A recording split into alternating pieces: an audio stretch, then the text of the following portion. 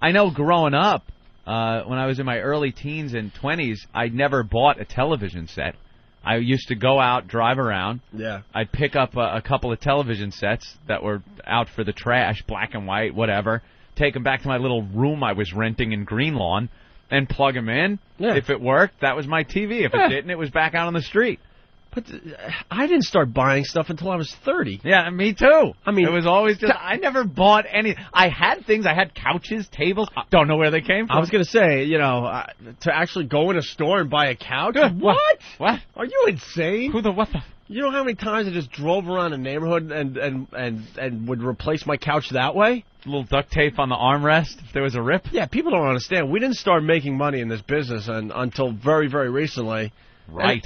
And especially like the college years and the few years after that, it was all about just combing the neighborhood going, oh, my God, look what they're throwing out over there. Uh-huh. That's better than what I'm sitting on now.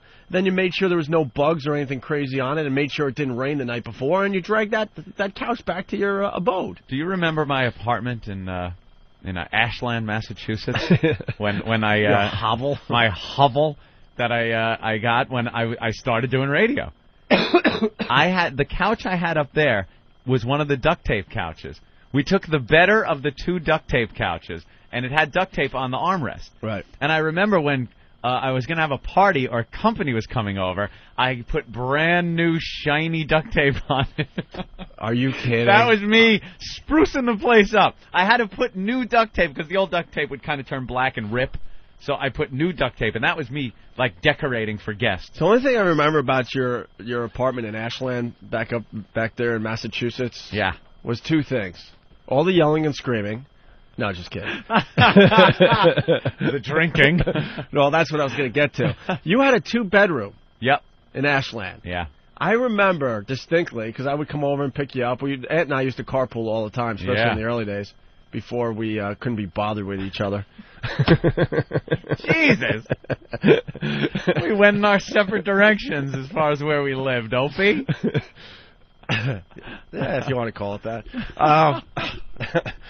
And your guest room was filled with empties. Do you remember that? Yeah, we would take them back and get righteous bucks.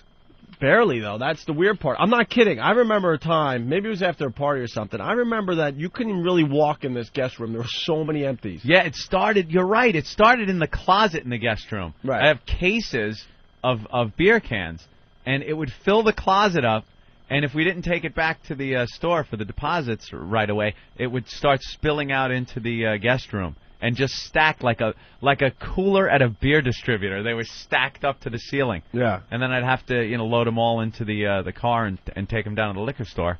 And usually we'd get enough money back to get a couple of more cases.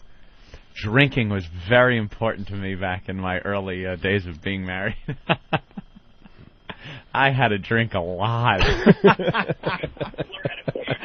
Tony from Texas. What's up, Tony?